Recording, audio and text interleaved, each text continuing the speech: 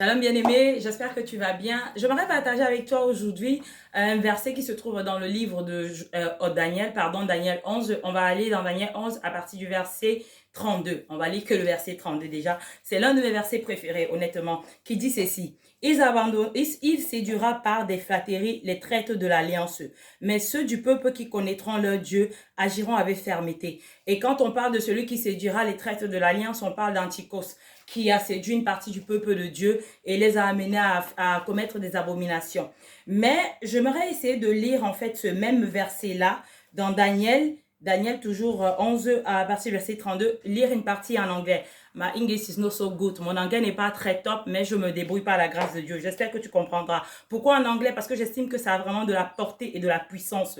Et ça nous dit ceci. But the people that do know their God, but the people that do know their God shall be strong and do exploits. C'est-à-dire que ceux qui connaîtront leur Dieu seront forts et ils accompliront des exploits. C'est ce que la parole de Dieu nous dit ici. Ceux qui connaîtront leur Dieu seront forts et accompliront des exploits.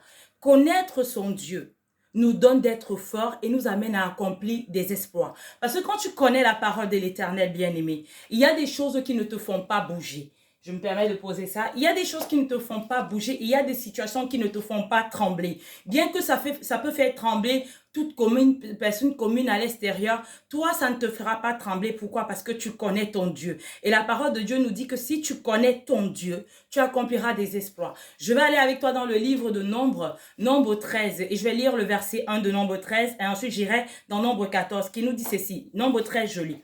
Le Seigneur dit à Moïse, envoie des hommes explorer Canaan, que je donne aux Israélites. Retiens bien, bien aimé, le Seigneur dit à Moïse qui donne Canaan aux Israélites. Et quand on vient ici au verset 14, au chapitre 14, pardon, à partir du verset 6, je te laisserai dans ton temps de lecture toi-même méditer dessus, qui est très intéressant. Là, Moïse a déjà envoyé les 12 espions que le Seigneur a demandé qu'il envoie. Et ils sont allés, ils ont vu Canaan et ils sont revenus. Et ils sont en train de parler, en fait, ils expliquent leur peur, tout comment ils se voyaient aussi petits et tout ça. Mais il y a deux hommes, la minorité, deux. Il y a Caleb et Josué. La parole de Dieu nous dit ceci au verset 6. Parmi ceux qui avaient exploré le pays, Josué, fils de Nun, et Caleb, fils de Yeshuné, déchirèrent leurs vêtements et dit à toute la communauté des Israélites, ce pays que nous avons parcouru pour l'explorer est un pays merveilleux. Si le Seigneur prend plaisir en nous, il nous fera entrer dans ce pays et nous le donnera. C'est un pays ruisselant de lait et de miel. Seulement, ne vous rebellez pas contre le Seigneur et n'ayez pas peur du peuple du pays. Nous n'en ferons qu'une bouchée. Ils n'ont plus d'ombrage pour les couvrir. Le Seigneur est avec nous. N'ayez pas peur. Si Caleb et Josué peuvent se tenir au milieu de tout le peuple d'Israël pendant qu'il y en a 10 qui sont en train de trembler, qui sont en train de décourager le peuple et avoir une vision autre que ces 10 autres, c'est parce qu'ils connaissaient ce que dit Daniel 11, 32. Ils connaissaient leur Dieu. Le Seigneur avait dit beaucoup plus tôt à Moïse au verset 13, je donne le pays. L'Éternel avait déjà parlé. Moïse et Caleb disent que si le Seigneur est favorable avec nous, si le Seigneur est favorable, prend plaisir en nous, il nous le donnera. Ils vont encore plus loin en disant que ce peuple ne les craignait pas, ils n'ont plus d'ombrage, ils n'ont rien pour les couvrir. Mais nous avons l'ombrage, nous avons le Dieu d'Abraham, d'Isaac et de Jacob, nous avons l'Éternel, le Tout-Puissant, celui qui nous a fait sortir d'Égypte, celui qui a ouvert la mer Rouge, celui qui a accompli des espoirs, celui qui dit la chose arrive. Ils avaient la révélation de qui était leur Dieu. Connais-tu qui est ton Dieu bien-aimé? Parce qu'il faut connaître qui est ton Dieu pour être capable d'être fort, de pouvoir résister dans les tempêtes, de pouvoir rester debout lorsque le monde s'agite, lorsque ta vie, ta propre vie, suite aux erreurs que tu as eu à mettre en place, à commettre, parle contre toi. Si tu connais ton Dieu, tu ne trembleras pas. Que l'âge passe, que la maladie vienne, que les situations s'empilent, les difficultés les unes après les autres, tu ne trembleras pas et tu te diras, j'accomplirai des exploits. Pourquoi? Parce que celui qui est en moi est plus fort que celui qui est dans le monde. Parce que l'Éternel m'a dit qu'il a des projets de paix pour moi et non de malheur. Il m'a dit que je suis celle qui va prêter, je n'emprunterai pas. Il a dit que je suis la tête et non la queue, que je ne peux pas être petit. Si tu connais ton Dieu, connaître son Dieu, je reviendrai toujours sur cela au travers de la parole. Et quand on connaît son Dieu, on se met en action. On se met en action sachant que ce n'est pas par notre propre force, mais c'est par la force de celui qui nous couvre. Celui qui a sa main sur nous. Celui dont le ciel est son trône et la terre est son marchepied. Yahweh, le Tout-Puissant, l'Éternel des armées, celui en qui tu as cru. Laisse-moi t'encourager, bien-aimé. Je me souviens en 2014-2015, je crois, non 2014, fin 2014, j'étais, comme disent les Anglais, heavily pregnant. J'étais, comment le traduire en français? J'étais bien enceinte, on va dire ça comme ça. Et j'étais enceinte et j'avais un tout petit enfant dans mes mains qui n'avait même pas encore 1 an parce que j'ai 2 enfants qui sont rapprochés. Et je ne travaillais pas. Mère célibataire, entendant mon 3e enfant et étant toute seule, j'avais envie de passer le permis et je me lève, je vais dans une banque pour ouvrir un compte là-bas et puis je parle de mes projets. J'explique en fait ce que j'aimerais bien, j'aimerais pouvoir avoir un crédit pour financer mon permis en ce moment-là et tout ça parce que c'était pas possible avec Pôle emploi, bon bref, et je voulais vraiment passer mon permis. Et j'ai cette jeune fille devant moi qui commence à me dire oui, vous êtes enceinte, en plus vous pouvez pas travailler, voilà, après quand vous allez accoucher ça va être compliqué, ben il y a pas de souci, vous me ramenez un CDI et je vous donne un crédit. J'ai compris que c'était pour me dire, tu perds ton temps, tu n'auras rien. Je suis rentrée. Je peux vous dire quelque chose, quand j'étais dans le monde, j'étais très déterminée. Aujourd'hui, je demande au Seigneur de me redonner cette détermination que j'avais, même quand je marchais dans le péché, en fait. Parce que nous, les enfants de Dieu, nous sommes tenus par la peur des fois. Et le Seigneur nous dit, il faut me connaître. Parce que quand tu connais ton Dieu, tu vas accomplir des exploits et tu seras fort. Tu ne vas pas te corrompre. Je me suis levée un matin, j'ai déposé mon fils aîné en ce moment-là. Je l'ai déposé à l'école, à la maternelle. J'ai pris mon bus et je suis allée dans la banque où j'avais finalement ouvert mon compte. Parce que je n'avais pas ouvert mon compte dans cette banque où j'avais eu cette dame parce que j'estimais qu'elle me parlait avec mépris. Et je suis allée l'ouvrir dans un autre compte, dans une autre agence, pardon. Et j'ai pris mon bus ce matin-là et j'ai marché. Je suis rentrée dans cette banque, mais avec une assurance, je vous dis. J'avais une assurance, je ne sais pas d'où me venait cette assurance. Je dis encore, je le répète encore, heavily pregnant, vraiment enceinte jusqu'aux dents. Et je suis tombée devant un monsieur.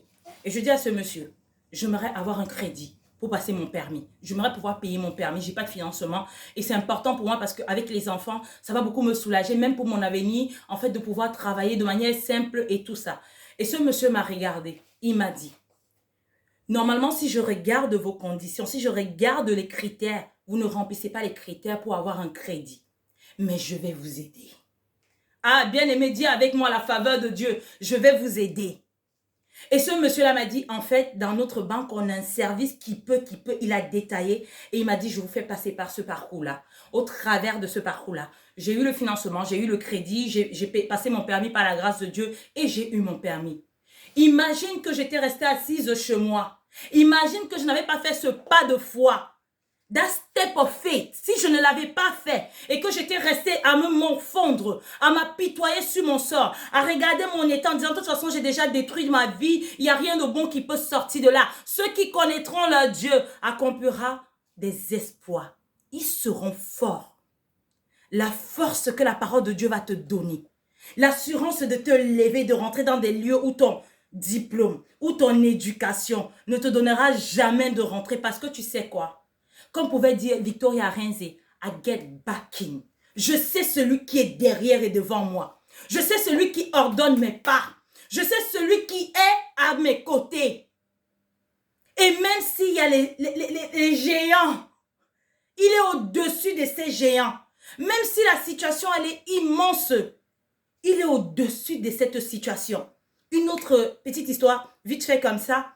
Je me souviens quand je voulais passer ma formation, je voulais faire une formation ici en France et je suis allée pour faire les prépas en fait. Parce que ça faisait un moment que j'étais sortie du parcours scolaire, entre les couches et tout ça, les histoires de maman. Et on m'envoie faire une prépa pour voir si on peut me récupérer. En fait, passer des tests pour juste rentrer dans une prépa. Et quand j'arrive passer ces tests-là, je suis face à une dame qui me dit, je me souviens toujours, et je me rappelle de son prénom, qui me regarde en face et qui me dit, excusez-moi, elle m'appelle par mon nom de famille. Elle me dit, vous avez visé trop haut. Elle me le dit comme ça, vous avez visé trop haut. Je pense que vous n'avez pas le niveau. Et j'essaie de me justifier en lui disant, écoutez, oui, ça fait un moment peut-être que je suis sortie du parcours scolaire classique, mais j'ai les capacités, il suffit juste que je me remette dans le bain, raison pour laquelle je suis venue pour faire une prépa avant de rentrer dans cette formation. Elle m'a dit, non, je ne peux pas vous prendre, vous n'avez pas le niveau, vous faites trop de fautes d'orthographe et ceci et cela. Je suis sortie de ce lieu. Il y a un mot que j'ai retenu de ce que cette dame-là m'avait dit. Vous avez visé trop haut. Et je me suis dit, j'ai visé très haut par rapport à quoi? Par rapport à qui? Je n'ai même pas encore visé haut. Cette formation, par la grâce de Dieu, je l'ai passée. J'ai dit, cette formation, je vais rentrer. Il y a quelqu'un qui va m'ouvrir la porte. J'étais déterre, bien aimé. J'avais la détermination. Pourtant, je ne marchais pas avec, je n'étais pas conduit par l'Esprit de Dieu. Même comme je crois que la grâce de Dieu était là parce que j'avais déjà accepté Jésus et je m'étais éloigné de lui. Mais quand tu connais encore au plus aujourd'hui, quand je connais qui je suis en Jésus, peu importe les combats, les batailles, je ne tremble pas parce que je sais celui qui me tient, celui qui est derrière moi, celui qui est devant moi, celui qui est au-dessus de moi, le créateur du ciel et de la terre, celui qui tient les cœurs des rois entre ses mains. Il les balance comme il en a envie. Il le dit qu'il tient les cœurs de roi comme un courant d'eau. Tantôt il le penche à gauche, tantôt il le penche à droite. Est-ce que tu connais qui est celui qui te tient, bien-aimé? Laisse-moi crier un peu. Pardon si ma voix elle est trop forte. J'ai envie de t'encourager ce matin. Est-ce que tu connais celui en qui tu as cru? Est-ce que tu connais le Dieu qui te dit d'avancer? Si le Seigneur t'a donné un projet, si le Seigneur a déposé quelque chose dans ton cœur, pourquoi est-ce que tu te limites à cause des finances, à cause des relations, à cause de ton parcours scolaire? Pourquoi est-ce que tu ne fais pas d'un step of faith, ce pas de foi? Mets ce pas de foi en avant et tu verras si l'Éternel n'agit pas. Je me souviens aussi, j'ai beaucoup d'histoires par rapport à ça, mais je vais le raconter, c'est important. Je travaillais dans un hôpital de la ville où je vis et je m'étais blessée. J'ai repris, j'ai eu mon accident de travail. Je suis restée arrêtée peut-être 4 mois à 5 mois. J'ai repris le travail un peu plus tard. Et après, je me suis dit, bon, j'ai envie de faire autre chose. J'ai arrêté. Et vraiment, je sentais que le Seigneur me mettait à cœur d'arrêter le travail. Et je me suis dit, bon, sûrement, comme j'ai d'autres projets, c'est sûrement par rapport à ça. J'ai arrêté, mais finalement, les projets que j'avais n'aboutissaient pas en tant que tels. Et je priais, le Seigneur me dit, reste là, reste là.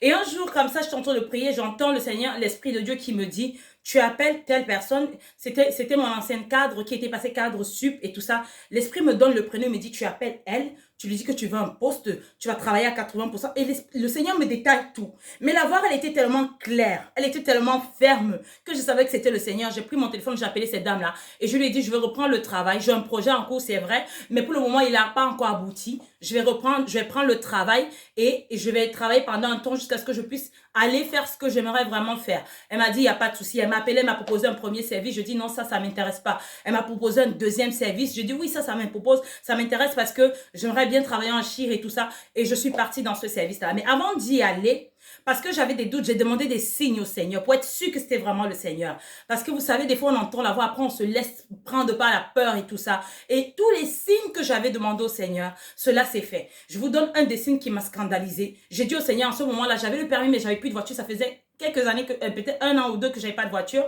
Et j'ai dit au Seigneur, quand je vais prendre le bus ce matin, pour aller à mon entretien avec le cadre qui va me recevoir, je veux que le chauffeur de bus qui va me conduire, qu'il soit d'origine asiatique. Je m'en fous qu'il soit japonais, chinois, coréen.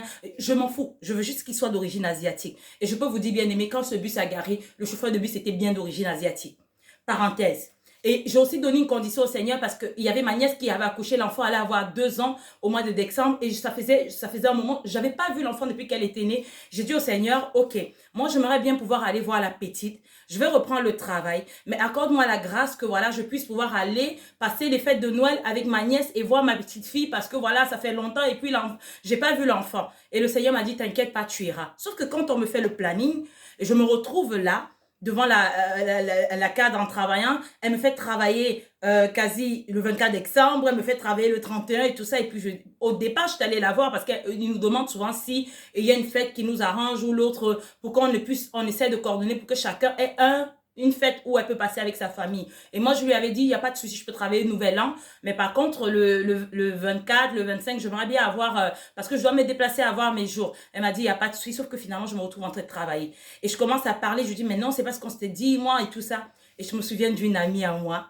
Elle n'était pas encore une amie, c'était une collègue à ce moment-là. Elle, aujourd'hui, c'est une amie qui m'est très chère, c'est ma sœur en Christ. Bisous, chouchou.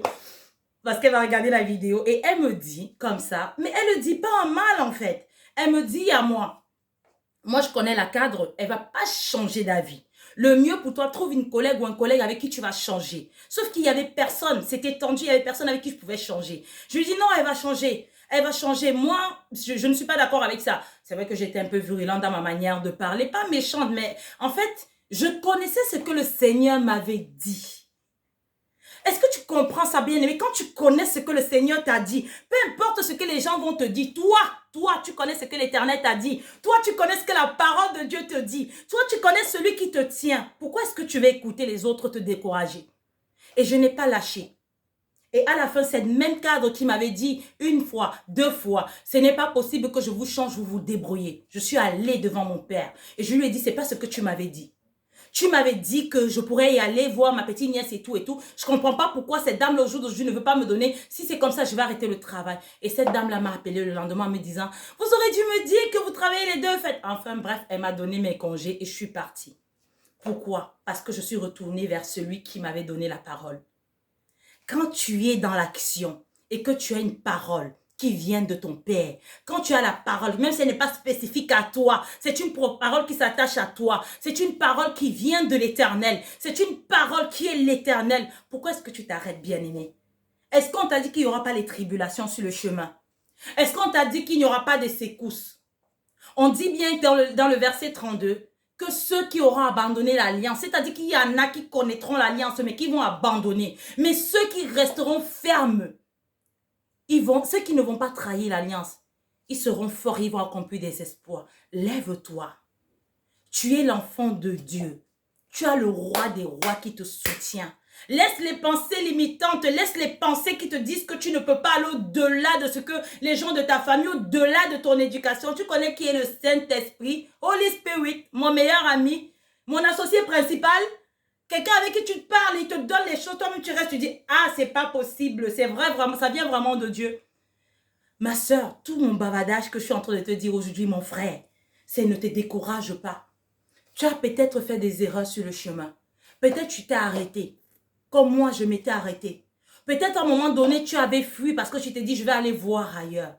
On a un Dieu qui est fidèle. Sa fidélité durera toujours. Il est plein d'amour et de miséricorde. Reviens devant ton Père et marche avec assurance. Marche avec autorité, pas avec orgueil. L'orgueil ne fait pas partie de notre nature. Laisse l'Esprit de Dieu te conduire. Connais qui est ton Dieu. Plonge-toi dans les Écritures. Déclare la parole de Dieu devant les situations. Et si tu as fait cela et la chose n'a pas marché, ne te décourage pas. Au contraire, dis-toi que, comme la parole de Dieu dit dans Romains 8, je crois 28, toutes choses concourent au bien de ceux qui aiment l'Éternel et qui sont appelés selon son dessein. Si tu aimes l'Éternel, sache que si cette situation n'a pas bougé à ta faveur, il est beaucoup plus grand que toi. Il a beaucoup plus grand pardon pour toi que ce que tu attends. Peut-être qu'il est en train de faire un changement, il est en train de faire quelque chose que tu ne vois pas, tu ne comprends pas. Comme il a dit à Pierre, tu ne comprends pas encore peut-être ce que je suis en train de faire, mais quand tu comprendras, si tu comprenais, pardon, tu donneras tes pieds à laver. Pas seulement même tes pieds, même tout ton corps, je crois, je paraphrase. Et Pierre a dit, Seigneur, pas mes pieds, mais tout mon corps. Il a dit, les pieds, ça suffit. Parfois, nous prions, les choses ne bougent pas, on se décourage. Moi, la première. Ça m'arrive, bien aimé. Mais le Seigneur te dit, lève-toi et crois en ce que la parole de Dieu dit. Crois que s'ils font des réunions contre toi, cela ne viendra pas de l'Éternel et ça ne se tiendra pas. Et continue. La porte se ferme ici, déclare la parole. Si ça ne s'ouvre pas, le Seigneur ouvrira une autre porte. Si c'est la fenêtre qui se ferme, le Seigneur va ouvrir le portail. À partir du moment où tu as reçu la parole de Dieu, à partir du moment où tu sais que tu es dans la direction de l'Éternel, ne te décourage pas. Notre Dieu est vivant. Et il agit encore. Il n'a pas arrêté d'agir avec le peuple. Caleb et Josué sont les deux qui sont rentrés dans le peuple. Qui sont rentrés, à Canaan à cause de leur foi. À cause de la connaissance qu'ils avaient de ce Dieu-là, que je t'invite à connaître si tu ne connais pas encore, au travers de sa parole. Et si tu ne le connais pas encore, tu ne connais pas le Dieu dont je parle, tu ne connais pas Jésus-Christ, le chemin, la vérité et la vie. Je ne te parle pas d'une religion. Je te parle de la vérité, Jésus. Je te laisse la prière pour l'accepter dans la description, parce qu'il est véritablement la vie. Et en lui, si tu le connais, si tu prends assurance en lui au travers de sa parole, tu le fais confiance, peu importe le vent et la tempête, Peu importe les tribulations, parce que la Bible ne nous cache pas qu'on aura des tribulations. Mais si tu restes dans la posture, je suis victorieuse en Jésus-Christ. Pas en allant agresser les gens. Non, en restant ferme. Seigneur, je sais ce que tu m'as dit. Père, tu es vivant. Le Seigneur s'élèvera et il parlera en ta faveur. L'Éternel parlera. Je peux te raconter encore plein d'autres histoires que le Seigneur a fait pour moi. Même au travers de cette formation que j'ai eu du mal à rentrer, que le Seigneur ouvert les portes au moment où je ne voulais plus. Et finalement, même pour le diplôme, comment le Seigneur s'est manifesté. Mais, ça sera pour une autre fois. Elle est assez longue la vidéo. Bien-aimé, crois en l'Éternel. Connais ton Dieu. Connais ton Dieu pour toi, connais ton Dieu pour ta famille, connais ton Dieu pour tes affaires, connais ton Dieu pour ton ministère, connais ton Dieu pour ton mariage, pour tes enfants, pour ta propre vie. Connais ton Dieu. Connaître ton Dieu, c'est connaître ton identité. Femme, connaître ton Dieu, c'est connaître ton identité. Et quand une femme connaît qui elle est en Jésus, c'est une femme qui est posée. C'est une femme qui ne fait pas beaucoup de bruit. C'est une femme que lorsque tout s'agite autour d'elle, elle reste ferme et calme, respectueuse, mais étant ferme dans ce que la parole de Dieu dit d'elle. Elle ne rentre pas dans les compromis. Elle ne se contente pas de du peu à cause de la peur. Mais elle se contente de ce que le Seigneur lui a dit, ça c'est pour toi. Et ce que notre Père donne n'est jamais petit. Je t'encourage, demeure béni, reste ferme dans la parole de Dieu, médite ta parole, lis la parole, suis des enseignements, laisse-toi conduire par l'Esprit Saint. Si tu tombes, lève-toi, parce que la parole de Dieu dit 7 fois le juste tombera, 7 fois le juste se relèvera. Le Seigneur nous dit tout simplement qu'il y aura toujours la grâce pour le juste. Tu n'es pas juste à cause de tes actions, tu es juste à cause de Jésus-Christ qui est mort sur la croix, à cause du sang qui coule sur la croix, qui a coulé sur la croix, qui continue de couler pour tes péchés. Et quand tu as fait quelque chose qui n'est pas bien, la parole de Dieu nous demande de demander pardon. Tu rentres dans la repentance et tu laisses le Seigneur venir guider ta vie. C'était ta sœur. J'espère que tu as été exhorté, que tu as été encouragé. Et je te dis très prochainement, à très prochainement par la grâce de Dieu. Sois béni. Shalom!